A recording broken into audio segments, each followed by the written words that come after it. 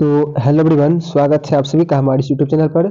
तो उम्मीद है कि आप बढ़िया होंगे, स्वस्थ होंगे। और देखिए, आज आप लोगों का हिंदी का एग्जाम है, तो हम ईश्वर से प्रार्थना करेंगे कि आपका एग्जाम अच्छा जाए। ठीक है, उसके लिए हम ऑब्जेक्टिव क्वेश्चन लेकर आए हैं। जो आज जो आपका एग्जाम होने वाला है उसके लिए मोस्ट प्रीवियस ऑब्जेक्टिव क्वेश्चन है। ठीक है, इसमें से आपका 30 ऑब्जेक्टिव आएगा ही आएगा। देखिए, पहला क्वेश्चन है बाबू कि अगेय का जन्म कब हुआ था। अगेय जी जो थे उनका जन्म कब हुआ था? तो उनका जन्म बाबू 1911 ईस्वी में हुआ था, यानी कि option number B right answer हो जाएगा। 2 नंबर क्वेश्चन देखेंगे। 2 नंबर क्वेश्चन है कि दिनकर की किस कृति के लिए ज्ञानपीठ पुरस्कार मिला है? तो ऑप्शन नंबर सी हो जाएगा, यानी उर्वशी जो है, उर्वशी कृति के लिए उनको ज्ञानपीठ पुरस्कार से नवाजा गया है। 3 नंबर क्वेश्चन देखेंगे। 3 नंबर है कि नौबत खाने में इबाबत साहित्य की कौन सी विद्या है? तो ऑप्शन नंबर सी हो जाएगा, व्यक्ति चित्र है। ठीक है बाबू, ये व्यक्ति चित्र है। 4 नंबर प्रश्न देखेंगे। 4 नंबर प्रश्न है कि प्रेम घन अपना आदर्श किसे मानते थे? तो प्रेम घन जो थे वो अपना आदर्श किसे मानते थे बाबू? तो ऑप्शन नंबर डी हो जाएगा, भारतेंदु हरिश्चंद्र को। ठीक है, ऑप्शन नंबर डी। 5 नंबर देखेंगे। भारत माँ के श्रेष्ठ मुख की तुलना कवि किसने किससे की है? तो बाबू, भारत माँ के श्रेष्ठ मुख की तुलना कवि जो है वो छायायुक्त छायायुक्त चंद्र से की है, चंद्र से। ऑप्शन नंबर डी हो जाएगा। 6 नंबर क्वेश्चन देखेंगे। 6 नंबर है कि मिट्टी की अबोध मूर्ति कौन है? तो मिट्टी की अबोध मूर्ति बाबू जनता है, यानी कि पब्लिक है। तो option number B right answer हो जाएगा। 7 नंबर है कि हिरोशिमा कविता किसका चित्रण करती है? तो हिरोशिमा जो है आधुनिक सभ्यता की दुर्दाता मानी हुई व्यक्ति की चित्रण करती है। ऑप्शन नंबर जो है डी राइट आंसर होगा। 8 नंबर प्रश्न देखेंगे। 8 नंबर है कि बिस्मिल्लाह खां के साथ किस मुस्लिम पर्व का नाम जुड़ा हुआ है? तो बिस्मिल्लाह खां के साथ बाबू मुहर्रम जो पर्व है उसी का नाम जुड़ा हुआ है बाबू। 9 नंबर प्रश्न देखिए। 9 नंबर है कि महात्मा गांधी के अनुसार उदात्त व बढ़िया शिक्षा क्या है? तो अहिंसक प्रतिरोध जो है उदात्त एवं बढ़िया शिक्षा है महात्मा गांधी के अनुसार। 10वां प्रश्न है कि वाणी कब विष के समान हो जाती है? तो वाणी जो है राम नाम के बिना विष के समान हो जाती है। कभी कहते हैं कि अगर आप राम का नाम नहीं लेते हैं तो आपका वाणी जो है विष के समान हो जाती है। 11 नंबर प्रश्न है कि रसखान के रचना काल के समय किसका राज्यकाल था? तो उनके बाबू रचना काल के समय जहांगीर का बाबू शासन का राज्यपाल था। किसका? तो जहांगीर का। 12 नंबर प्रश्न देखेंगे। 12 नंबर प्रश्न है कि कवि ने पर्जन्य किसे कहा? तो कवि जो है वो बादल को पर्जन्य कहते हैं। Option number C right answer हो जाएगा। 13 नंबर क्वेश्चन है, साहित्य की परंपरा का पूर्ण ज्ञान किस व्यवस्था में संभव है? तो ये जो बाबू साहित्य की परंपरा का पूर्ण ज्ञान जो है बाबू वो समाजवादी व्यवस्था में क्या है, संभव है। 14 नंबर है कि पंडित बिरजू महाराज का जन्म कब हुआ था? तो पंडित बिरजू महाराज का जन्म 4 फरवरी 1938 ईस्वी को हुआ था। Option number A right answer हो जाएगा। 5 नंबर है कि ल मादा मोजेल द अभिनय किसकी कृति है? तो ये जो कृति है बाबू पिकासो की है। Option number B right answer हो जाएगा। 16 नंबर है कि ला शत्रुज का धार्मिक उपयोग कब से कब तक होता रहा? तो इसका हो जाएगा ऑप्शन नंबर बाबू डी 14वीं सदी से। क्या बाबू? 14वीं सदी से इसका जो है उपयोग होता है फ्रेंच क्रांति तक। तो ऑप्शन नंबर बाबू डी राइट आंसर अब हो जाएगा, इसको टिक करेंगे। 17 नंबर क्वेश्चन है कि मछली कहानी में किस वर्ग का चित्रण है? तो मछली कहानी में जो है बाबू वो निम्न मध्यवर्गीय परिवार की चित्रण की गई है। ऑप्शन नंबर सी हो जाएगा। 18 नंबर है कि बहादुर लेखक के घर से अचानक क्यों चला गया? तो बाबू स्वयं के प्रति लेखक तथा उसके घर वालों के व्यवहार में से आया था। ठीक है, में आए हुए थे। 18 नंबर का सी हो जाएगा। ठीक है, अब देखिए 19 नंबर क्वेश्चन देखेंगे। 19 नंबर है कि सहजात वृत्तियां किसे कहते हैं? तो सहजात वृत्तियां अनजान स्मृतियों को कहते हैं, यानी ऑप्शन नंबर बाबू बी राइट आंसर हो जाएगा। 20 नंबर का प्रश्न है कि नागरी लिपि के आरंभिक लेख हमें कहाँ से मिले हैं बाबू? तो दक्षिण भारत से हमें नागरी लिपि के आरंभिक लेख मिले हैं, ऑप्शन नंबर सी हो जाएगा। 21 नंबर है कि वेतमा दान पात्र किस समय का है? तो बाबू 1020 ईस्वी का जो है वो वेतमा दान पात्र है, ऑप्शन नंबर ए हो जाएगा। 22 नंबर क्वेश्चन है कि पंडित बिरजू महाराज लखनऊ घराने की किस पीढ़ी के कलाकार हैं? तो पंडित बिरजू महाराज जो है लखनऊ में किस घराने के कलाकार हैं बाबू? तो 22 नंबर का हो जाएगा 7वीं पीढ़ी का, ऑप्शन नंबर बी में दिया है तो ऑप्शन बी को आप टिक करेंगे। 23 नंबर का प्रश्न है कि सीता के बेटे ने सीता को कितने रुपए माहवारी खर्च देने का निर्णय किया? तो 23 का हो जाएगा ऑप्शन नंबर ए यानी कि 50 रुपए। कितने रुपए बाबू? 50 रुपए। तो ये आपको याद रखना है। अब देखिए है उत्तर भारत से नागरी लिपि के लेख कब से मिलने लगते हैं बाबू? तो उत्तरी भारत से आपको नागरी लिपि के जो लेख हैं वे 8वीं सदी से मिलने लगते हैं, 8वीं सदी यानी ऑप्शन नंबर ए। 29 नंबर है, सॉरी 29, 25 नंबर क्वेश्चन है कि बहादुर को कितने रुपए की चोरी का इल्जाम लगा था बाबू?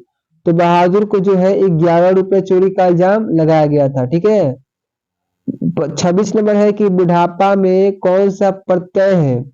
तो प्रत्यय का मतलब है बाबू जो लास्ट में जुड़ा है, तो बुढ़ापा, ठीक है। बुढ़ापा यानी कि ऑप्शन नंबर ए हो जाएगा, ठीक है, पा जुड़ा हुआ है लास्ट में। 27 नंबर है कि निम्नलिखित शब्दों में कौन सा शब्द शुद्ध है? ठीक है, आपको कौन सा शब्द शुद्ध है? तो 27 का हो जाएगा ऑप्शन नंबर बी यानी कि उच्छ्वास, ठीक है, उच्छ्वास।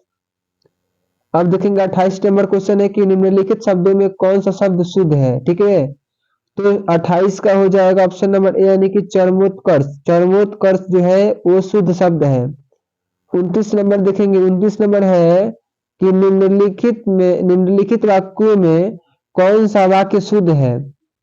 ए में दिया है यह बालक कहाँ जा रहे हैं, बच्चा का क्या समाचार, फूलों की एक माला ला दीजिए, लता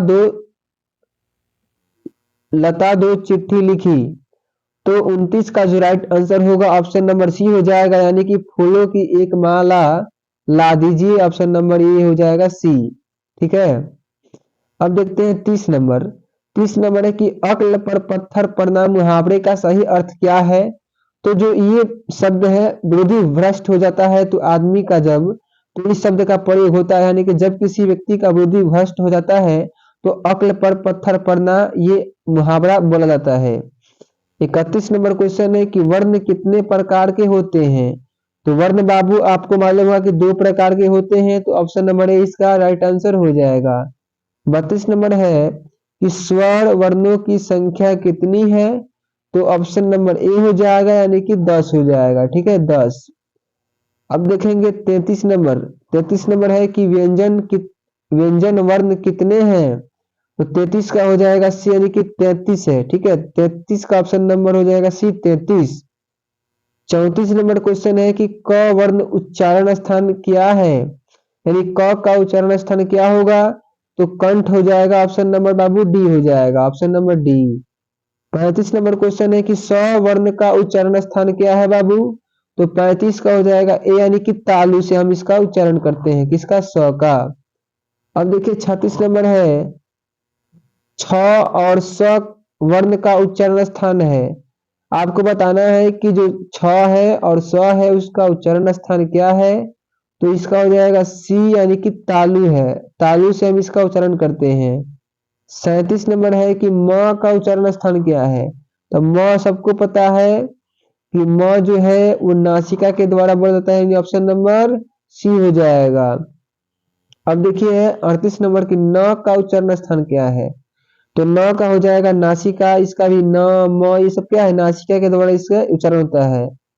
39 नंबर है उ का उच्चारण स्थान क्या है? तो उ का हो जाएगा आपका बी यानी कि ओठ से हम करते हैं, ठीक है, उ। अब देखिए 40 नंबर प्रश्न।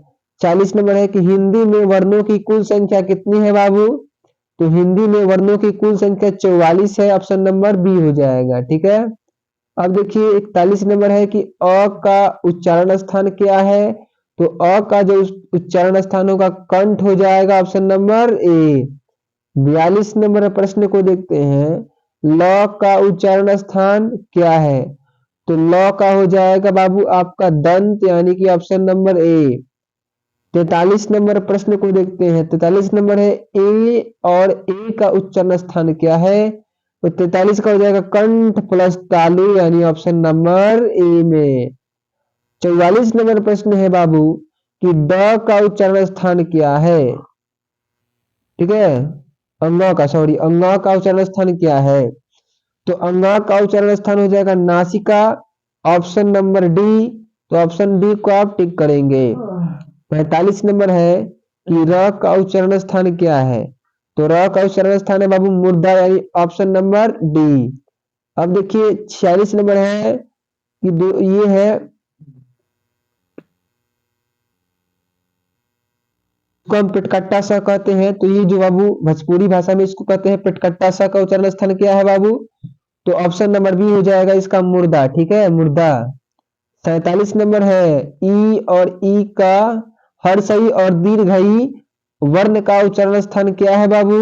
तो ऑप्शन नंबर सी, यानी कि तालु हो जाएगा, तालु।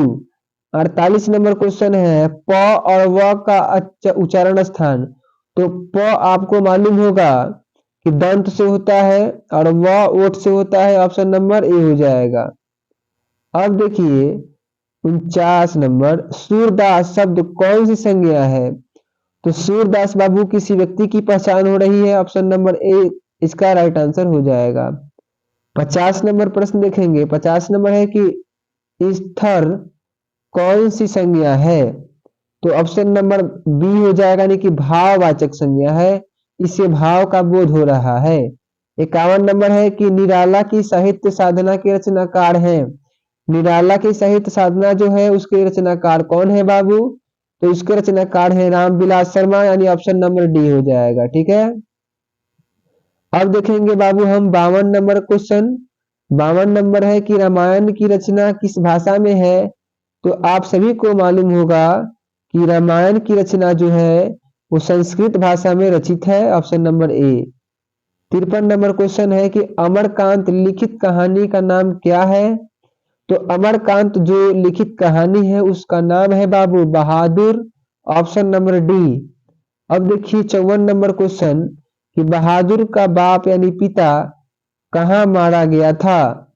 तो उसके पिता जो है युद्ध के दौरान मारे गए थे, ऑप्शन नंबर ए हो जाएगा। 55 नंबर है कि द्विवेदी जी से किसने पूछा था नाखून क्यों बढ़ते हैं। तो उनके लड़की ने उनसे पूछा था कि आखिर नाखून क्यों बढ़ते हैं। तो लड़की ने ऑप्शन नंबर बी हो जाएगा। नागरी लिपि शीर्षक पाठ साहित्य की कौन सी विद्या है बाबू। तो 56 का हो जाएगा बी, यानी कि ये एक प्रकार का निबंध है। तो ऑप्शन नंबर बी को आप टिक करेंगे। 57 नंबर क्वेश्चन है कि स्वदेशी शीर्षक पाठ के रचनाकार कौन है बाबू। तो इसके हैं प्रेमघन जी, यानी option number D right answer हो जाएगा। 58 नंबर है कि रेनन मालिया रील के किस भाषा के कवि है बाबू। तो ये जो है जर्मन भाषा के कवि है, यानी ऑप्शन नंबर ए हो जाएगा। 59 नंबर है कि जीत जीत में निरखत हूँ पाठ साहित्य की विद्या कौन सी है। तो ऑप्शन नंबर सी हो जाएगा, साक्षात्कार है एक प्रकार का। 60 नंबर प्रश्न देखेंगे, 60 नंबर क्वेश्चन है कि शंभू महाराज बिरजू महाराज के कौन थे बाबू। तो शंभू महाराज जो थे बिरजू महाराज के चाचा थे, option number C right answer हो जाएगा। 61 नंबर है कि लौट कर आऊंगा फिर पाठ की विद्या है। तो ऑप्शन नंबर ए हो जाएगा, ये एक प्रकार का कविता है, तो कविता पे आपको टिक करना होगा। अब देखेंगे 62 नंबर की विशेषण के कितने भेद होते हैं। तो विशेषण के बाबू 4 भेद होते हैं, तो ऑप्शन नंबर डी इसका राइट आंसर हो जाएगा। 63 नंबर क्वेश्चन है कि कुंवर नारायण रचित पाठ है। तो कुंवर नारायण जो है बाबू वो एक वृक्ष की हत्या जो है वो कुंवर नारायण के द्वारा लिखी गई एक रचना है, यानी कि पाठ है। तो ऑप्शन नंबर बी आप टिक करेंगे। 64 नंबर है कि या लकटी अरु कमरिया पर राजतिहुपुर की तजी डरो, यह पंक्ति के रचनाकार हैं। तो 64 का हो जाएगा सी, यानी कि रसखान जो है इसकी रचना किए हुए हैं। तो ऑप्शन नंबर सी को आप टिक करेंगे। 65 नंबर है कि बुद्धिज्म एवं कम्युनिज्म के लेखक कौन है? तो इसके लेखक हैं बाबा साहेब भीमराव अंबेडकर। बाबा साहेब भीमराव अंबेडकर, जिनको संविधान का जनक माना जाता है। तो ऑप्शन नंबर सी इसका राइट आंसर हो जाएगा। उसके बाद है कि संख्यावाचक विशेषण है, तो आपको बताना है कि संख्यावाचक विशेषण कौन है। तो ऑप्शन नंबर ए हो जाएगा चार, यानी कि चार, जैसे हम कहेंगे चार लड़के आ रहे हैं, तो यहाँ देखिए चार जो है वो संख्यावाचक को दर्शा रहा है, तो संख्यावाचक विशेषण का उदाहरण हो जाएगा। 67 नंबर है कि नाना काना साहब का संबंध है। नान काना साहब का संबंध किससे है बाबू? तो उनका संबंध गुरु नानक से है, कि यानी ऑप्शन नंबर ए को आप टिक करेंगे। 68 नंबर क्वेश्चन देखते हैं। 68 नंबर है कि नाखून हमारी डैश के अवशेष हैं। तो नाखून हमारी पशुता के अवशेष है, यानी पशुता को दर्शाता है। अब देखेंगे बाबू 69 नंबर है कि आरंभिक हिंदी का साहित्य मिलने लग जाता है। तो आरंभिक जो हिंदी है उसका साहित्य जो है बाबू वो आपको 8वीं 9वीं सदी से मिलने लगता है। ऑप्शन नंबर बी इसका राइट आंसर हो जाएगा। अब देखिए 70 नंबर है कि अमरकांत का जन्म कब हुआ था, किस ईस्वी में? तो उनका जन्म 1925 ईस्वी में हुआ था बाबू। तो 1925 को आप टिक करेंगे। अब देखिए 71 नंबर है कि भाववाचक संज्ञा का उदाहरण है। तो भाववाचक का देखिए बचपना जो है वो भाववाचक का है बचपन, तो यही इसका राइट आंसर होगा। 72 नंबर है कि किशोर से मार खाने के बाद बहादुर क्या करता है? यानी ऑप्शन ए दिया है प्रतिरोध करता है, ऑप्शन बी दिया है हंगामा खड़ा करता है, ऑप्शन डी सी दिया है चुपचाप कोने में खड़ा हो जाता है, ऑप्शन डी दिया है रोने लगता है। तो किशोर से मार खाने के बाद बहादुर जो है बाबू वो चुपचाप कोने में खड़ा हो जाता है। तो ऑप्शन नंबर सी इसका राइट आंसर हो जाएगा। 73 नंबर है कि रूसी जाति की अस्मिता को सुदृढ़ करने वाले साहित्यकार हैं। तो 73 का हो जाएगा ए, यानी कि लियो टॉल्स्टॉय। लियो टॉल्स्टॉय जो है वो रूसी जाति की अस्मिता को सुदृढ़ करने वाले साहित्यकार हैं। 74 नंबर है कि कथक नृत्य के पर्याय माने जाते हैं। 74 का हो जाएगा ए, यानी कि पंडित बिरजू महाराज जो है वो कथक नृत्य के पर्याय माने जाते हैं। 75 नंबर है कि भाववाचक संज्ञा का उदाहरण नहीं है, यानी पूछ रहा है कि कौन जो है भाववाचक का उदाहरण नहीं है। भलाई भाववाचक का उदाहरण है, सुंदरता है और अच्छा है। जो दूध है बाबू वो इसका राइट आंसर हो जाएगा, यानी कि दूध जो है संज्ञा भाववाचक संज्ञा का उदाहरण नहीं है। 76 नंबर है बाबू कि जीत जीत में निरखत हूँ पाठ के केंद्र में है। तो इसमें बाबू बिरजू महाराज जो है जीत जीत में निरखत हूँ पाठ के केंद्र में इस रिलेटेड है, यानी कि इन्हीं के द्वारा लिखा गया है। 77 नंबर है कि आगे ने सूत्रपात किया, यानी कि प्रयोग बाद में किया सूत्रपात। ऑप्शन नंबर सी इसका राइट आंसर होगा। 78 नंबर है कि स्वर संधि का उदाहरण है। तो बाबू जो देखिए रामावतार भी स्वर संधि का उदाहरण है, परमानंद जो अभी ये भी है और कविंद भी है। तो ऑप्शन नंबर इसका डी हो जाएगा, उपयुक्त सभी इसका राइट आंसर हो जाएगा। 79 नंबर है कि मदन है। तो मदन जो है किरानी का बेटा है, तो ऑप्शन नंबर सी इसका राइट आंसर होगा। अब देखिए 80 नंबर है कि अन्य पुरुष के बाबू कितने भेद होते हैं? अन्य पुरुष डैश भेद है। तो बाबू पुरुषवाचक सर्वनाम का जो है वो उदाहरण है भेद है, तो ऑप्शन नंबर इसका डी राइट आंसर हो जाएगा। 81 नंबर है कि पंडित बिरजू महाराज को गंडा बांधा, यानी किसने बांधा? तो पिताजी ने। ऑप्शन नंबर ए इसका राइट आंसर हो जाएगा। 82 नंबर है कि लौट कर आऊंगा फिर पाठ के लेखक है। तो ये जो है जीवानंद दास इसके लेखक है, लौट कर आऊंगा फिर जीवानंद दास। अब देखिए 83 नंबर क्वेश्चन है, जापान पर परमाणु बम गिराया कौन देश जो है? जापान पर परमाणु बम गिराया? तो अमेरिका के द्वारा जो है जापान पर परमाणु बम गिराया गया था। 84 नंबर क्वेश्चन बाबू देखेंगे कि रोन नदी डैश में है, यानी कि रोन नदी जो है वो कहाँ स्थित है बाबू? तो फ्रांस में स्थित है। तो ऑप्शन नंबर इसका बी राइट आंसर हो जाएगा। 85 नंबर है कि द्विगु समास नहीं है। आपसे कह रहा है कि नहीं है, तो देखिए त्रिलोक जो है द्विगु है, शताब्दी भी द्विगु है, द्विगु, और नवरत्न भी है। जो भाई बहन बाबू है वो द्विगु समास नहीं है। तो ऑप्शन नंबर बी इसका राइट आंसर हो जाएगा। अब देखिए 86 नंबर है बाबू कि लेखक अपने पिता से मछली क्यों मांगना चाहता था? तो लेखक जो था बाबू कुएं में पालने के लिए मछली अपने पिता से मांगना चाहता था। 87 नंबर क्वेश्चन है कि कविता नहीं है, इसमें से आपको बताना है कि कौन कविता नहीं है। तो देखिए शिक्षा और संस्कृति जो है वो क्या है? कविता नहीं है। 88 नंबर क्वेश्चन देखेंगे कि मुहारा नदी शहर से दूर थी। मुहारा नदी जो है शहर से कितनी दूरी पर थी बाबू? तो बाबू जो मुहारा नदी थी वो शहर से 3 मील दूर थी। ऑप्शन नंबर सी।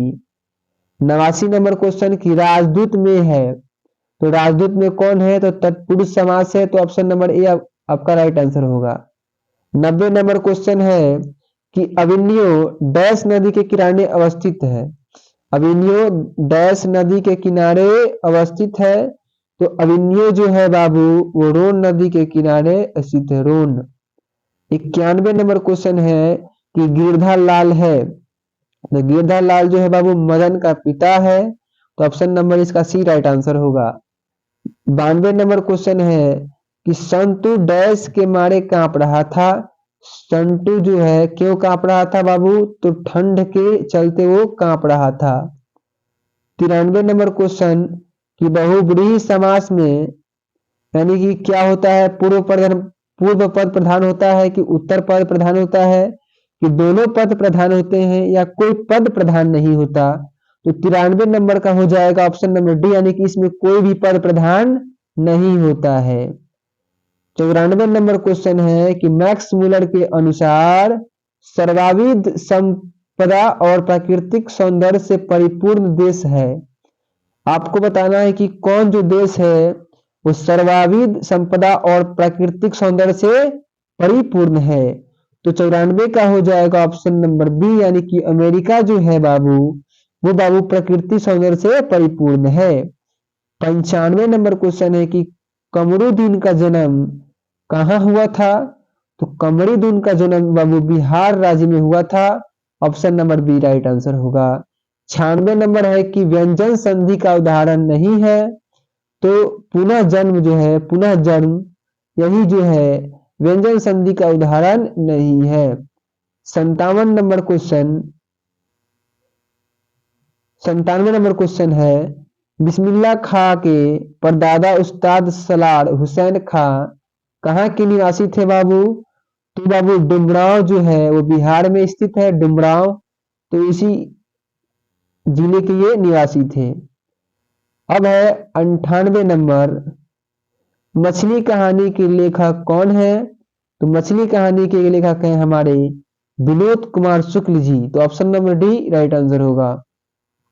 99 नंबर है कि धर्मात्मा का संधि विच्छेद होगा। तो धर्मात्मा का संधि विच्छेद होगा धर्म प्लस आत्मा। ऑप्शन नंबर डी इसका राइट आंसर होगा। और इस क्लास का आखिरी क्वेश्चन 100वां क्वेश्चन है कि जन्म से ही पागल थी कौन? तो जन्म से बाबू मंगू जो थी पागल थी। आज के क्लास में हमने आपको 100 वीवीआई ऑब्जेक्टिव कराया जो आज के एग्जाम के लिए आपको काफी मददगार साबित हो सकता है। तो ऐसे ही जानकारी के लिए, वीडियो के लिए, क्लास के लिए चैनल को सब्सक्राइब और लाइक करना ना भूलें। मिलते हैं इसका आज का एग्जाम जो होगा उसके हम आंसर की के साथ। तो इसी चैनल पे आप दोबारा बने रहिए।